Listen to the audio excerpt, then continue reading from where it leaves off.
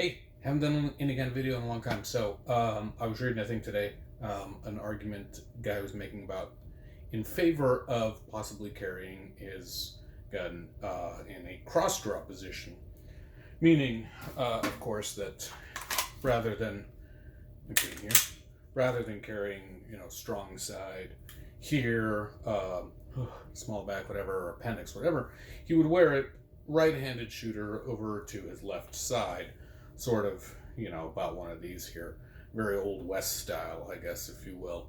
And his argument being that it's not that much slower for him to draw from this side. And one of his statements was that if your strong hand happens to be injured or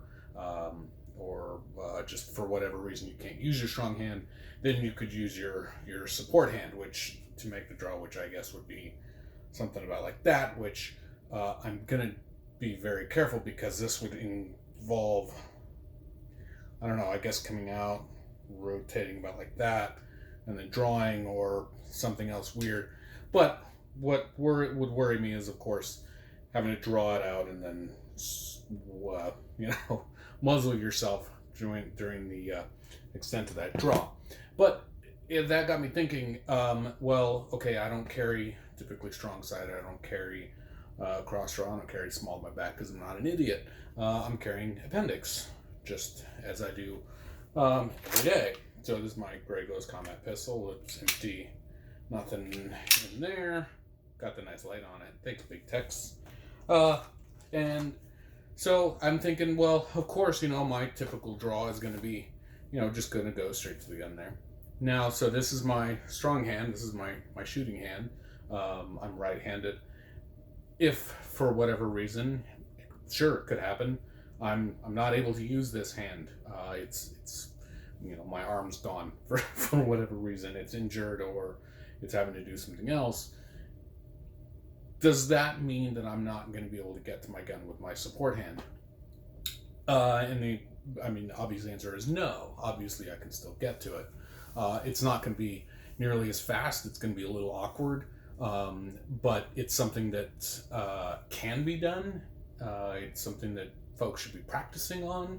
It's just a little awkward, depending on how you want to do it, whether you want to go, just top over, draw, spin it around, something like that. Under pressure, that's going to be really tough to do. If I have time, if I'm able to be fairly careful, maybe that's the way I want to do it. Maybe the other way that I might try would be to get my hand behind the grip, like so. I don't know if you can see it, which gets me about to very similar to how I would normally draw, sort of indexing my thumb right there on top of the armoire so that I can get it out and bring it up. Whatever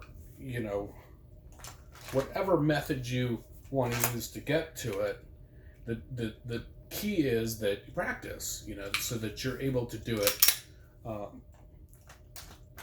without, and I know it looks like I'm not looking the gun into the holster, but I've got this camera flipped backwards so I can see everything that I'm doing.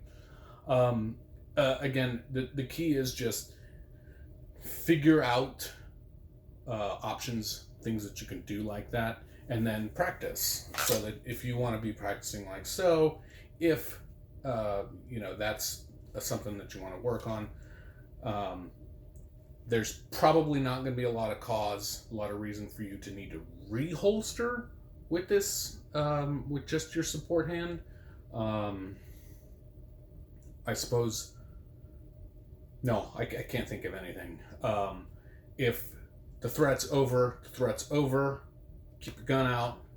If the threat's not over, keep your gun out. That's plain and simple.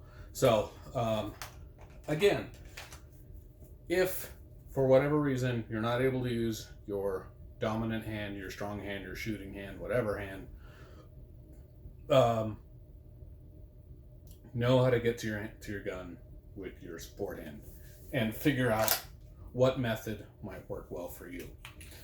For me, it seems like getting back behind the grip there works.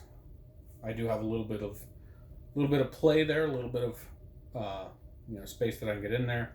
This holster, this is the Filster Floodlight holster. Since it's not a solid piece of Kydex like that, it's got a little bit of give, which means I can get back behind. I can kind of stretch the holster open and get to the gun. So again, it's just a matter of figuring out what is a method that will work for you and then practicing it.